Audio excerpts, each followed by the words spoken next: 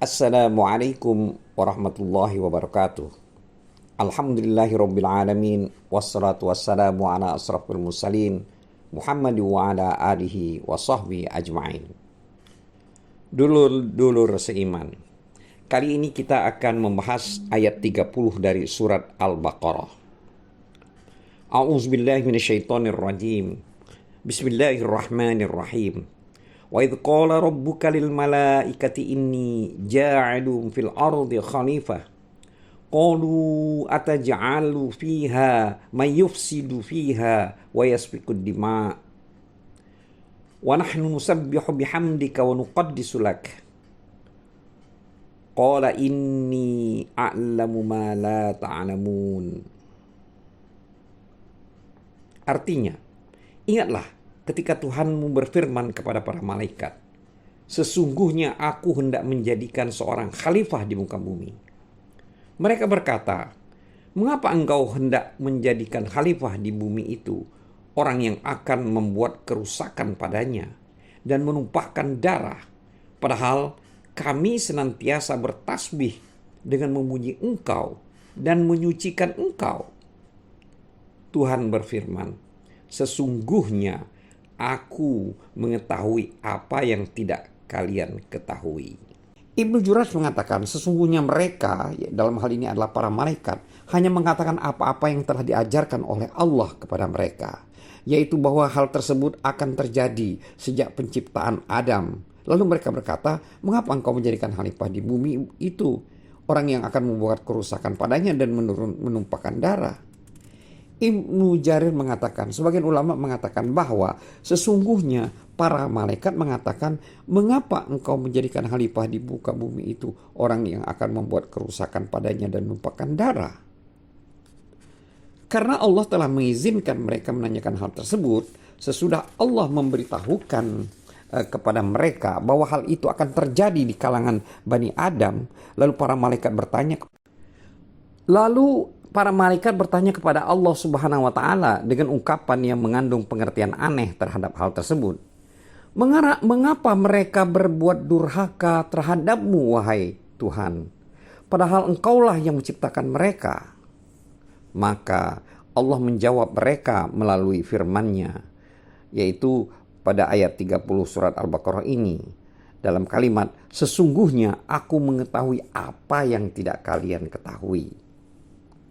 Dengan kata lain, hal tersebut pasti terjadi di kalangan mereka. Sekalipun kalian tidak diberitahu mengenainya, dan sebagian dari apa yang kalian kemukan kepadaku menunjukkan rasa taat kalian kepadaku. Dulur-dulur seiman, Ibnu Jarir mengatakan pula bahwa sebagian ulama mengatakan hal tersebut diajukan oleh para malaikat untuk meminta petunjuk tentang hal-hal yang tidak mereka ketahui mengenai hal itu. Seakan-akan mereka mengatakan, wahai Tuhan, ceritakanlah kepada kami, sebagai ungkapan meminta penjelasan, bukan sebagai ungkapan protes. Pendapat inilah yang dipilih oleh Ibnu Jarir. Dulur-dulur seiman, Said Ibnu Qatadah mengatakan sehubungan dengan makna dari ayat 30 surat Al-Baqarah ini, yaitu bahwa para malaikat meminta pendapat tentang penciptaan Adam. Untuk itu mereka berkata, mengapa engkau hendak menjadikan khalifah di muka bumi orang yang akan membuat kerusakan padanya dan menumpahkan darah? Mereka mengatakan demikian karena mengetahui bahwa tiada suatu perbuatan pun yang lebih dibenci oleh Allah selain dari mengalirkan darah dan membuat kerusakan di muka bumi. Lalu para malaikat berkata pula, padahal kami senantiasa bertasbih dan memuji engkau dan mensucikan engkau. Allah Subhanahu wa taala berfirman, sesungguhnya aku mengetahui apa yang tidak kalian ketahui. Termasuk di dalam hal yang hanya ada dalam pengetahuan Allah Subhanahu wa taala ialah bahwa di antara khalifah-khalifah tersebut terdapat para nabi, para rasul, kaum yang soleh, dan para penghuni surga. Dulur-dulur seiman, Said Ibnu Qatadah mengatakan, telah sampai kepada kami dari Ibnu Abbas radhiyallahu anhu bahwa dia pernah berkata, sesungguhnya ketika Allah Subhanahu wa taala hendak menciptakan Adam alaihi salam, para malaikat berkata, Allah tidak akan menciptakan makhluk yang lebih mulia dan lebih alim di sisinya daripada kami. Maka mereka diuji dengan penciptaan Adam. Setiap makhluk mendapat ujian, seperti langit dan bumi menerima ujian untuk taat kepada Allah Subhanahu wa taala. Sebagaimana yang dinyatakan dalam firman Allah yang berbunyi, datanglah kamu keduanya menurut perintahku dengan suka hati atau terpaksa. Keduanya menjawab, kami datang dengan suka hati. Surat Fussilat ayat 11. Selanjutnya, dalam surat Al-Baqarah ayat 30 ini Allah juga berfirman, padahal kami senantiasa bertasbih dan memuji engkau dan mensucikan engkau. Dulur seiman, Abdul Razak meriwayatkan dari Ma'mar dari Qatadah mengatakan bahwa tasbih dan takdis artinya sholat. As-Saddi meriwayatkan dari Abu Malik, dari Abu Soleh, dari Ibnu Abbas, juga dari Murrah, dan dari Ibnu Mas'ud, serta sejumlah sahabat sehubungan dengan firman Allah ayat 30 surat Al-Baqarah ini, yaitu mengenai kalimat padahal kami senantiasa bertasbih dan memuji engkau dan mensucikan engkau. Dulur-dulur seiman, menurut mereka makna yang termaksud di situ atau yang dimaksud di situ adalah para malaikat yang berkata, kami senantiasa salat kepadamu. Mujahid mengatakan sehubungan dengan makna ayat ini bahwa kami senantiasa mengagungkan, membesarkan engkau, sedangkan menurut Ad-Daha makna takdis ialah menyucikan. Menurut Muhammad Ibnu Ishaq, makna firman padahal kami senantiasa bertasbih dan memuji engkau dan mensucikan engkau, maksudnya di sini adalah kami tidak pernah berbuat maksiat terhadapmu dan kami tidak pernah melakukan sesuatu yang tidak engkau sukai. Dulur-dulur seiman, Ibnu Jarir mengatakan bahwa makna takdis ialah mengagungkan dan mensucikan. Termasuk ke dalam pengertian ini adalah lafaz subuhun kudusun. Dimaksudkan dengan ucapan mereka, subuhun artinya memahasucikan Allah. Sedangkan arti kudusun adalah mensucikan dan mengagungkan Allah. Hal yang sama dikatakan pula terhadap tanah, seperti tanah suci. Yang dimaksudkan ialah tanah yang disucikan. Dengan demikian, firman Allah pada surat Al-Baqarah ayat 30 ini yang berupa kalimat padahal kami senantiasa bertasbih dan memuji engkau, menurut kami senantiasa di sini maksudnya mensucikan engkau, di sini adalah mensucikan Allah dan membersihkan engkau dari hal-hal yang dinisbatkan oleh orang-orang kafir kepadamu. Dan makna firman Allah dan menyucikan engkau, itu maksudnya dinisbatkan engkau kepada suatu hal yang dari sifat-sifatmu itu, yaitu suci dari semua hal yang kotor dan suci dari segala sesuatu yang disandarkan oleh orang-orang kafir kepada engkau, maksudnya kepada Allah. Dulur-dulur seiman, di dalam sebuah hadis sahih Muslim disebutkan dari Abu Dzar radhiyallahu anhu bahwa Rasulullah SAW pernah ditanya mengenai kalam yang paling utama atau zikir yang paling utama. Maka beliau SAW menjawab, artinya zikir yang dipilih oleh Allah buat para malaikatnya yaitu subhanallah wa bihamdih, maha suci Allah dengan segala pujinya.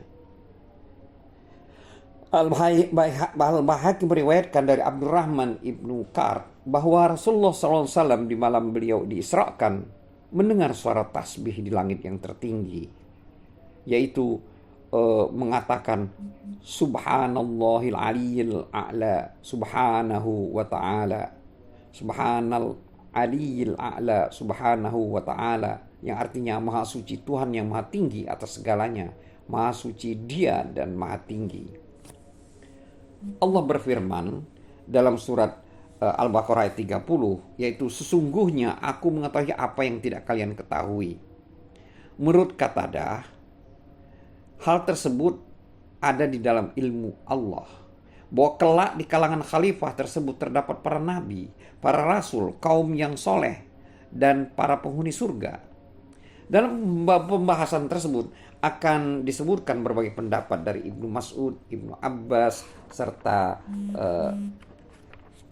sejumlah sahabat dan tabi'in, yaitu mengenai hikmah yang terkandung dalam ayat 30 surat Al-Baqarah ini, di mana Tuhan berfirman, sesungguhnya aku mengetahui apa yang tidak kalian ketahui. Dulur-dulur seiman, Al-Qurtubi dan lain-lainnya menyimpulkan dalil ayat ini wajib mengangkat seorang khalifah untuk memutuskan perkara yang diperselisihkan di antara manusia, memutuskan persengketaan mereka, menolong orang-orang yang teraniaya dari perlakuan sewenang-wenang orang-orang yang zalim dari kalangan mereka, menegakkan hukuman-hukuman had, dan memperingatkan mereka dari perbuatan-perbuatan yang keji dan hal-hal lainnya yang penting dan tidak dapat ditegakkan kecuali dengan adanya seorang imam. Mengingat suatu hal yang merupakan kesempurnaan bagi perkara yang wajib, itu hukumnya wajib pula. Dulur-dulur seiman, pengangkatan imam dapat dilakukan melalui nas seperti yang dikatakan oleh golongan ahli sunnah sehubungan dengan pengangkatan sahabat Abu Bakar radhiyallahu anhu, atau dengan penunjukan seperti yang dikatakan oleh golongan lain dari kalangan ahli sunnah, atau dengan pengangkatan oleh khalifah yang mendahuluinya seperti yang dilakukan oleh sahabat Abu Bakar As-Siddiq terhadap sahabat Umar Ibnu Khattab, atau pengangkatannya diserahkan kepada permusyawaratan sejumlah orang-orang yang soleh seperti yang pernah dilakukan oleh Khalifah Umar, atau dengan kesepakatan ahlul hilli wal aqdi yang sepakat membaiatnya. Dulur-dulur seiman, atau melalui pembaiatan yang dilakukan oleh salah seorang dari ahlul hilli wal aqdi terhadap seorang yang dibaiatnya. Bila hal itu terjadi, maka menurut jumhur ulama wajib ditetapkan. Imam Haramain meriwayatkan adanya kesepakatan ulama terhadap hal ini. Atau orang yang terkuat di kalangan orang-orang banyak mengangkat dirinya secara paksa untuk ditaati, maka khilafah wajib diberikan kepadanya untuk menghindari perpecahan dan perselisihan. Pendapat ini telah dinaskan oleh Imam Syafi'i. Dulur-dulur seiman, apakah wajib mempersaksikan pengangkatan imam? Hal ini masih diperselisihkan. Di antara ulama ada yang mengatakan tidak disyaratkan adanya kesaksian.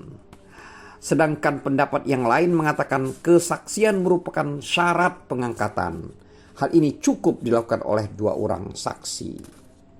Al-Jibai mengatakan bahwa saksi harus dilakukan oleh 4 orang selain dari orang yang mengangkat dan orang yang diangkatnya. Seperti yang pernah dilakukan oleh Khalifah Umar radhiyallahu anhu. Dia menyerahkan pengangkatan khalifah kepada permusyawaratan di antara 6 orang. Yang terpilih menjadi pengangkat adalah sahabat Abdurrahman ibnu Auf, dan yang diangkatnya ialah Utsman. Sedangkan hukum wajib saksi 4 orang disimpulkan dari 4 orang dari sisanya. Akan tetapi pendapat ini masih perlu dipertimbangkan. Dulur-dulur seiman, seorang khalifah wajib laki-laki, merdeka, baligh, berakal, muslim, adil, mujtahid, dapat melihat semua anggota tubuhnya sehat, berpengalaman dalam masalah pertempuran dan memiliki pendapat. Dan dari kalangan Quraisy menurut pendapat yang sahih. Dalam hal ini tidak disyaratkan harus seorang Hashimi. Tidak pula orang yang terpelihara dari kekeliruan, berbeda dengan pendapat kaum militan dari golongan Rafidah. Dulur-dulur seiman, seandainya imam berbuat fasik, apakah harus dipecat atau tidak?